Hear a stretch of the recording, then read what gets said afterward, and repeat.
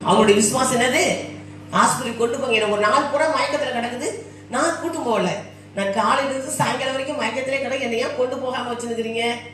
அல்லேலூயா. ஓ, இவங்கள ஆசை ஆஸ்பத்திரி போகுது. சரி, அந்த ஆசை நிறைவேற்றலாம் போனேன். ஆனா அங்க எல்லாருக்கும் அழகா ஜெபம் பண்ண கர்த்தர் உதவி செய்தார். அல்லேலூயா. கர்த்தருடைய பிள்ளைகளே, சடனாய் கர்த்தர் சுகம் கொடுத்தார். ரொம்ப தவிக்க என்ன விடலை, ரொம்ப சஞ்சலப்படவும் கொஞ்ச நேரம் அவங்களுக்கு அந்த நாள் எனக்கு சமைக்க முடியல, எந்த வேலையும் செய்யும் நாள். நேற்று தினத்துல ஒரு வேலை செய்யும் திருவிருந்துக்கு திராட்சை பழம் வாங்கணும், அதை கூட நாங்க வாங்கல. 8 மணி வரைக்கும் வாங்கல, மறந்துட்டோம். எங்களுக்கு சிந்தனை ஃபுல்லா அந்த உடம்பு சரியில்லை, அவங்க மேலே எங்களுக்கு இருக்குது. என்ன செய்யணும் ஒன்றும் புரியல, சமைக்க முடியல, எந்த வேலையும் செய்ய முடியல. அவங்க பக்கத்திலேயே இருந்து மூச்சு அடைக்குது, என்னன்னு சொல்லி பயந்து காப்புறாங்க. ஆனா ஒரே ஒரு நாள் தான், மறுநாளிலே ஏசப்பா பரிபூர்ணமான சுகத்தை கொடுத்தார். நாங்க தங்கவும் விடல, நாங்க தங்கவும் விடல, எந்த கஷ்டமும் எனக்கு கொடுக்கல.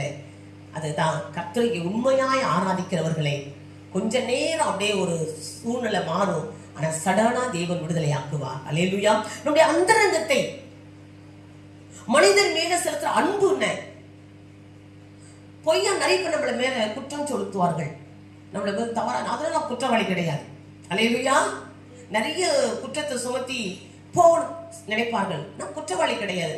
கர்த்தருக்கும் நமக்கும் எப்படி இருக்கிறோம்? ஏன்னா தண்டிக்கிறவர் தேவன் தான். பரலோகத்துக்கு போன் தீர்ப்பு வழங்குறோம் தேவன் தான், நரகத்துக்கு போன் தீர்ப்பு வழங்குறவரும் தேவன் தான். அப்ப மனுஷனுக்கு பயப்படாதே, உன்னை நியாயத்திற்கிற நியாயாதிபதிக்கு மட்டும்தான் நம்ம பயப்படணும். நம் வாழ்க்கை யார் இடத்துல ஒப்பிட்டு பார்க்கணும்? இயேசு கிறிஸ்து கிட்ட, நம்ம ஏசப்பா கிட்ட நம்ம வாழ்க்கையை ஒப்பிட்டு பார்க்கணும். நம்ம செய்கிற கிரியைகள் என்ன, சரியானதா, உண்மையான அன்பா, நம்ம சரியா இருக்கிறோமா என்று சொல்லி கர்த்தர் பார்த்து கொண்டிருக்கிறார். நம் வாழ்க்கையை அவரோடு இணைத்து நம் சரியான பாதையை நடந்து போக வேண்டும். அவருக்கு பயந்து பரிசுத்தத்தோடு பக்தியோடு நல்ல ஒழுக்கத்தோடு கர்த்தரை ஆராதிக்க வேண்டும்.